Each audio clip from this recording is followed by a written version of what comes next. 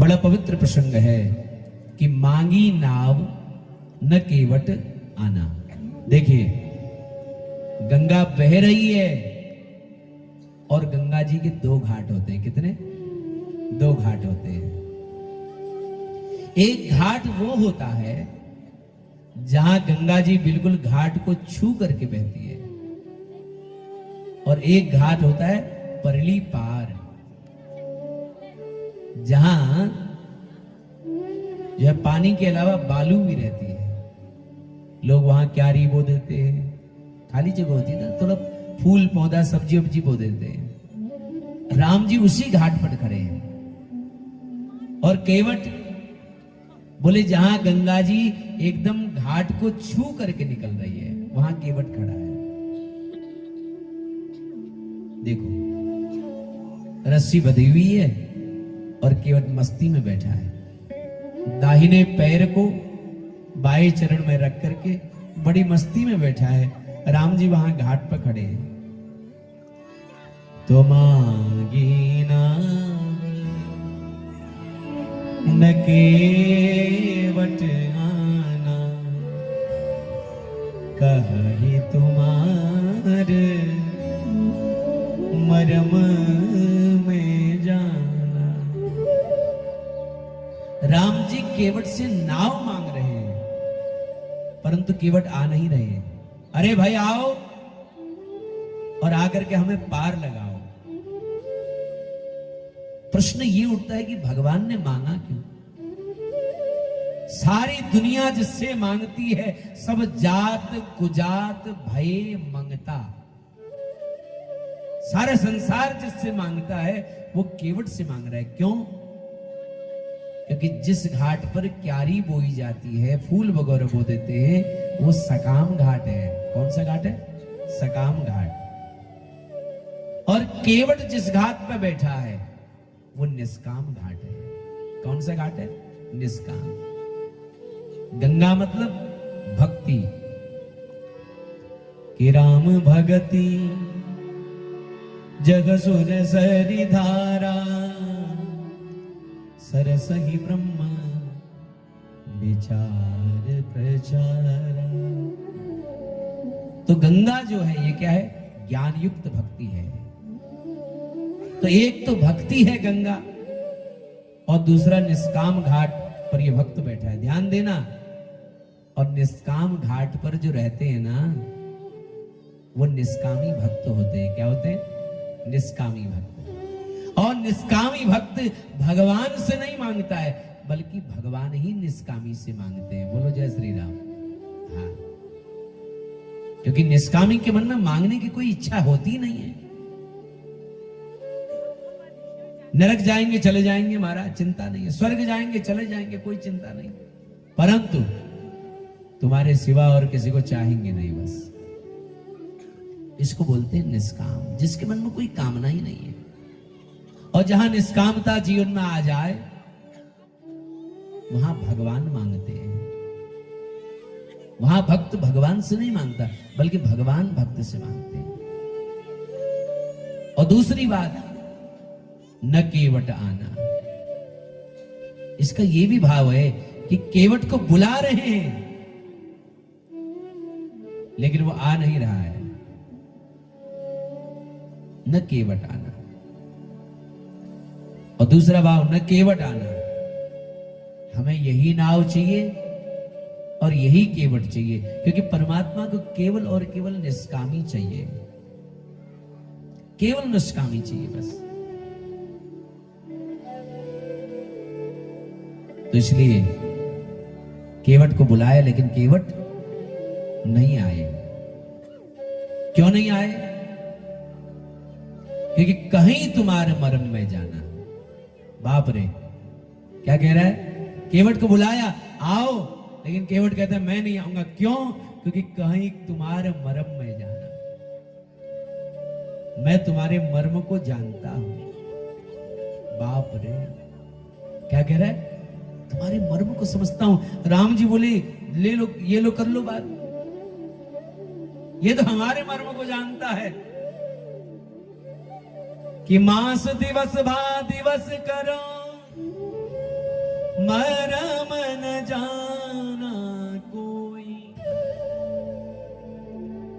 ये राम जी का जो जन्मोत्सव था ना, 1 महीना 1 दिन के समान बीत गया और इस मर्म को कोई जान नहीं पाया। जो रात दिन साथ रहते हैं अयोध्यावासी, कोई इस मर्म को जान नहीं पाए। और आगे आप सुनेंगे, जब राम जी ने सीता जी से कहा समय आ गया है, अग्नि में प्रवेश करो और छाया जानकी बनकर के प्रकट हो जाओ, तो सीता जी अग्नि में प्रवेश कर गई और छाया जानकी बनकर के प्रकट हो गई।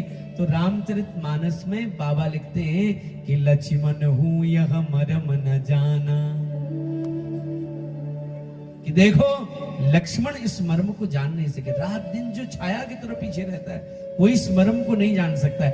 और ये अभी 2 मिनट पहले मिला है और राम जी से कह रहा है कहीं तुम्हारे मर्म में जाना, मैं तुम्हारे मर्म को समझता हूं। अच्छा, कौन सा मर्म समझते हो भाई?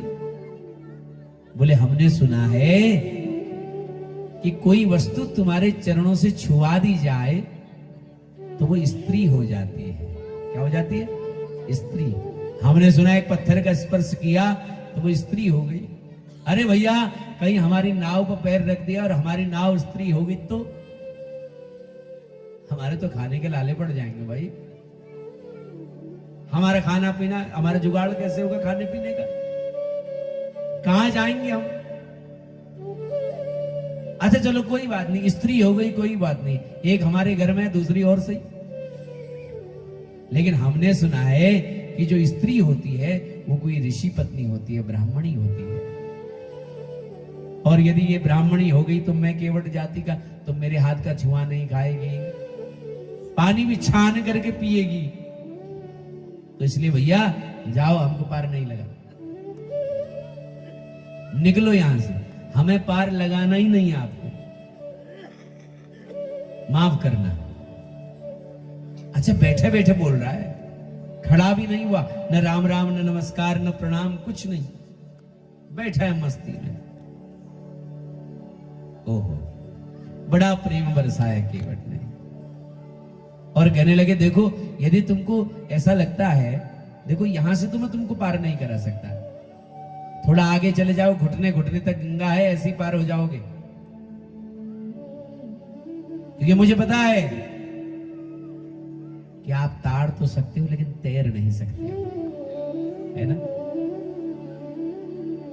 आपको तैरना नहीं आता, तारना आता है, तैरना नहीं आता है। इसलिए थोड़ा आगे जाओ, घुटने घुटने गंगा है, पार हो जाओगे प्रभु। हाँ, अगर आपको ऐसा लगता है कि मुझे यही केवट चाहिए, यही नाव चाहिए, तो एक काम करो। बोले क्या? बोले मोहे पद पदम पखारन कहूं। और ये भी मेरी कोई इच्छा नहीं है कि मुझे आपके पैर धोने ही है, आप मुझसे रिक्वेस्ट कीजिए कि प्लीज केवट जी हमारे चरणों को धो करके हमें कृतार्थ कर दीजिए। मेरी इच्छा नहीं है कि मुझे आपके चरणों को, मोहे पद पदम पखारन कहूं, आप कहो। राम जी बेचारे कमर में हाथ धर के ऐसे खड़े गंगा के किनारे बालू में, और चरण धोने के लिए मुझसे कहिए। और मैं आपसे कुछ चाहता नहीं हूं, उतराई मैं आपसे लूंगा नहीं, क्योंकि कैकेयी मैया ने छोड़ा क्या आपके पास जो मैं लूं? आप तो खुद ही उदासीन बन करके आए हो, तो इसलिए चाहिए मुझे कुछ नहीं आपसे। तो इसलिए मैं आपको पार लगा दूंगा, आप मुझे बस चरण धोने के लिए कह दीजिए। और ये चरण धोने को इतना क्यों कह रहा है? ताकि बार बार प्रभु के चरण धोने का अवसर मिले, थोड़ा बार बार स्पर्श हो जाए। और सुनो, हमें दशरथ महाराज की सौगंध, हम बिना चरण धुआए तुमको नाव में चढ़ने नहीं देंगे। लक्ष्मण को गुस्सा आया, लक्ष्मण ने तीर निकाल लिया। हमारे बाप की कसम खाते हो? है इतनी उच्छृंखलता, हमारे पिता की सौगंध खाते हो? लक्ष्मण जी का गुस्सा देख करके केवट बोले, सुनो भाई है तुम्हारे? बोले हाँ। बोले थोड़ा नकचड़े से है। है? थोड़ा गुस्सैल लगते हैं। इनको बोलो भाई साहब अपना बाण संभाल ले। अच्छा एक काम करो, ये क्या जमाना आ गया महाराज, एक भाई मांगता है और दूसरा मारने की धमकी दे रहा है। एक काम करो लखन भैया, आप हमें बाण मारा ही दो। आप बाण मारेंगे तो क्या होगा? मैंने सुना है गंगा के किनारे जिसकी मृत्यु होती है वो मुक्त हो जाता है, और फिर शेष के हाथों मरना है ना। शेष के हाथों में मारा जाऊंगा, और जब मरूंगा इधर मेरा सगा संबंधी तो कोई आसपास है नहीं, दूर है थोड़ा, तो इसलिए राम जी को मेरा दाह संस्कार करना पड़ेगा। शेष के हाथों मारा जाना, विशेष के हाथों दाह संस्कार होना, निश्चित मैं रघुवंश में राम जी के परिवार में पुत्र रूप में जन्म लेकर के आऊंगा। इसलिए हमारे तो चाँदी चाँदी है, इसलिए भाई साहब आप हमें बाण मारा ही दो, आज होगी सो देखी जाएगी। बड़ा प्रेम करने लगा केवट इन बातों से। बोले हाँ, यदि इसी नाव में चढ़ना चाहते हो तो मोहे पद पदम पखारन कहे, और बिना चरण धोए बगैर मैं आपको नौका में बैठने दूंगा नहीं। कि पद कमल धोई चढ़ाई नाथ, पद कमल धोई चढ़ाई नावन, नाथ उतराई चहो, मोहि राम राउर आन दशरथ, सपत सब साचे कहो। बरु तीर मारहु लखन पे जब, लगिन पाय पखारी हो, तब लगिन तुलसीदास नाथ, कृपाल पार उतारी हो। तो इसलिए मुझे चरण धोने दीजिए महाराज। राम जी मंद मंद हंसे। गंगा जी का पावन तट है ना, ये गंगा जी का पवित्र तट। राम जी जानकी और सीता को देख के मुस्कुराने लगे, और इशारे इशारे में कहते, देखो तुम्हारे पिताजी ने जब कन्यादान किया था ना, तो उसमें एक संस्कार होता है धूली अर्घ, तो वहां पर हमारे चरण धोए थे, और चरण भी पूरे न धो पाए थे, अंगूठा धोया था थोड़ा सा, और बदले में तुम्हें दिया इतना सारा दहेज दिया, आज ये पूरे धो डालेगा और देगा भी कुछ नहीं है। बढ़िया से धोएगा आज और देगा भी कुछ नहीं, ये याद रखो। तो इस प्रकार भगवान बोले, लो कर लो अपने मन की भाई, धो ले चरण। तो इस प्रकार के सुन के वट के बेन, प्रेम लपेटे अटपटे, बिह से करुणा एन, चित ये जान की लखन तना। देखो भगवान हंसे नहीं, बिहसे, जोर से हंसे। भगवान शंकर कह रहे, देवी अयोध्या से निकले थे ना प्रभु, तो आज पहली बार भगवान इतने जोर से हंसे। लखन और जानकी को देख करके हंसे और कहने लगे इशारे से, देखो आज पूरा धोएगा ये। तो इस प्रकार लखन जी बड़े उदास हुए कि हमारी सेवा छिन गई, है ना। उदास है लखन जी, थोड़ा गुस्सा भी आ रहा है केवट को देख करके, हमारी सेवा लेना चाहता है। तो इस प्रकार कृपा सिंधु बोले मुस्काई, सोई करो जेहु तुम नाव न जाए। तुम्हें जो अच्छा लगे भैया केवट तुम कर लियो। केवट तुरंत उतर के आया, दौड़े दौड़े अपनी कुटिया में गया, पत्नी बच्चे सबको लेकर के आया। अरे दौड़ो, अरे जल्दी आओ, प्रभु के चरण धोने, राम जी के चरण धोने। अब आया, उसने सोचा जितना भगवान का सानिध्य मिले उतना अच्छा। तो भगवान से कहा, प्रभु चरण धरिए इस कठौती में। भगवान ने एक चरण रख दिया, बोले दूसरा भी धरो। बोले दूसरा चरण अगर इस कठौती में रख दिया तो मैं गिर नहीं जाऊंगा। तो केवट बोला प्रभु धोने तो मुझे दोनों हैं। बोले हम गिर जाएंगे तो? बोले अरे क्यों गिरोगे, हम है ना आपके सहारे। अरे दोनों हाथों से आप मेरा सिर पकड़ ले। क्या पकड़ ले? सिर पकड़ ले। प्रभु ने दोनों चरण कठौती में रख दिए और दोनों हाथ उसके सिर पर रख दिए। कि अति आनंद उमगी अनुरागा चरण सरोज पखारन लागा। केवट आनंद विभोर हो गया और चरणों को पखारने लगा। बार बार होता है। राम जी बोल रहे हैं अब हो गया, लक्ष्मण जी बोल रहे हैं रहने दो, अब धोते लिए। बोले नहीं प्रभु इधर से थोड़ा गंदे, अच्छा इधर से थोड़ा गंदे, अच्छा यहां भी थोड़ा गंदे। बार बार धो रहा है। थोड़ी मिट्टी इधर भी रह गई। अब खूब प्रभु के चरणों को धो रहा है। जब चरण धो लिए तो राम जी बोले अब नौका में बिठाओगे, कछु और बाकी है? बोले महाराज जल्दी किस बात की आपको? अरे 14 वर्ष मिले, घूमे फिरो हमारे संग आनंद लियो, काहे को जल्दी कर रहे हो? खड़े रहिए, अभी नाव में नहीं चढ़ना। तो बुला के लाया अपने परिकरों को। बोले जल्दी आओ। जितने भी वहां केवट थे सबको बुला लिया, लाइन में खड़े हैं। राम जी बोले अब क्या कर रहे हो? बोले प्रभु आपका चरणामृत तो बांट दो सबको, ये चरणामृत तो बांट रहे, ऐसा अवसर फिर थोड़ा ही मिलेगा। लक्ष्मण जी जानकी जी से बोले लाइन में लग जाओ, इसी बहाने हमको भी थोड़ा चरणामृत मिल जाएगा। तो चरणामृत प्रदान किया, थोड़ा चरणामृत रख लिया।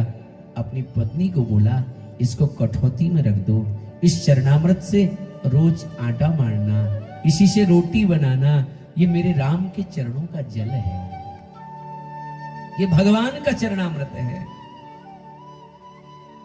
भगवान ने कहा चलो। बोले ऐसे कैसे जाओगे? और उठाया भगवान को गोदी में और नौका में रख दिया।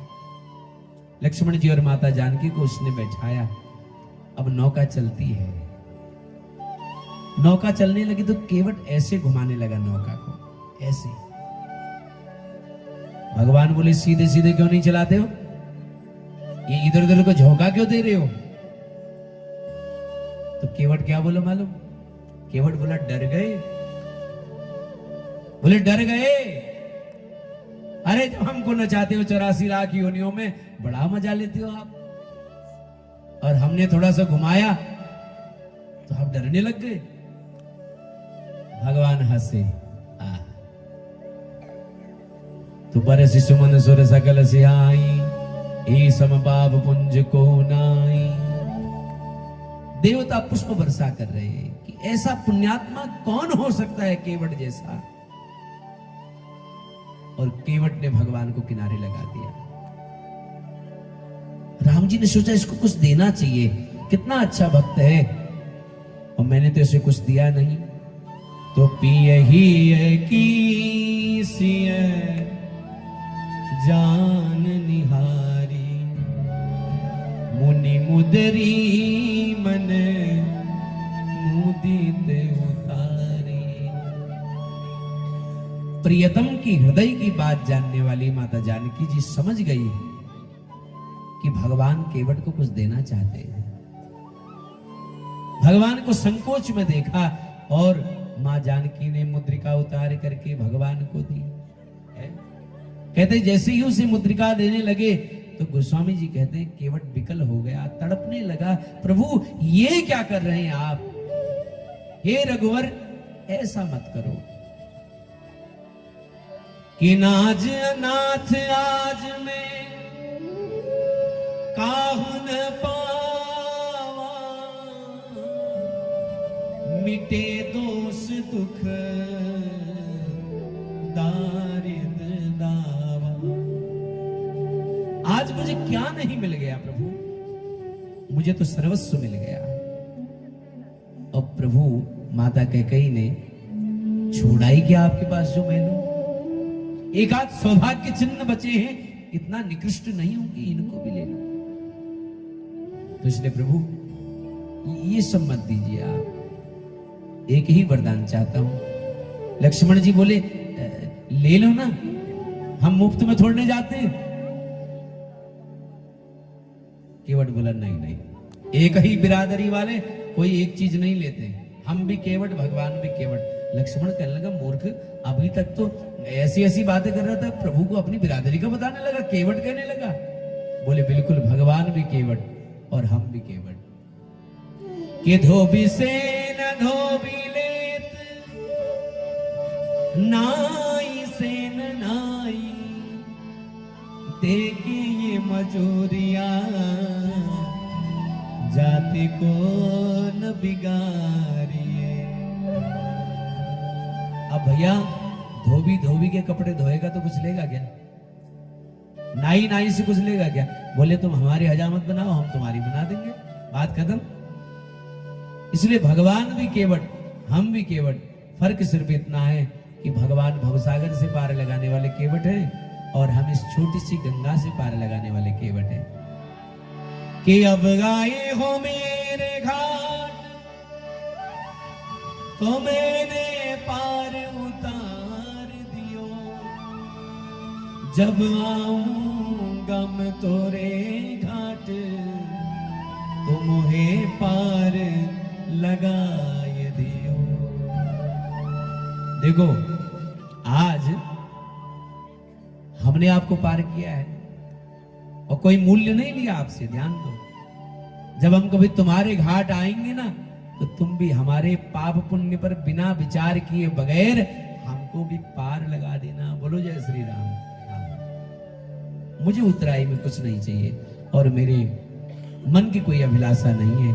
और एक बात कहूं, जब लौट कर आप आएंगे तो मुझे पुकारना, ये सेवक फिर से आपकी सेवा में हाजिर होगा और फिरती बार जो भी दोगे सर रख दूंगा प्रभु।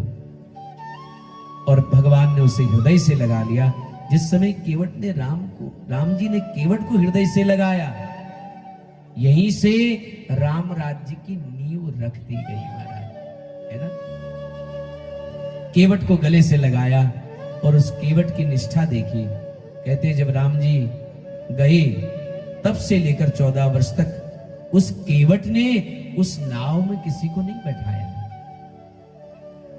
वो नाव को रख दिया, उस नाव का नित्य नीराजन करता, आरती करता, उस नाव की सेवा करता।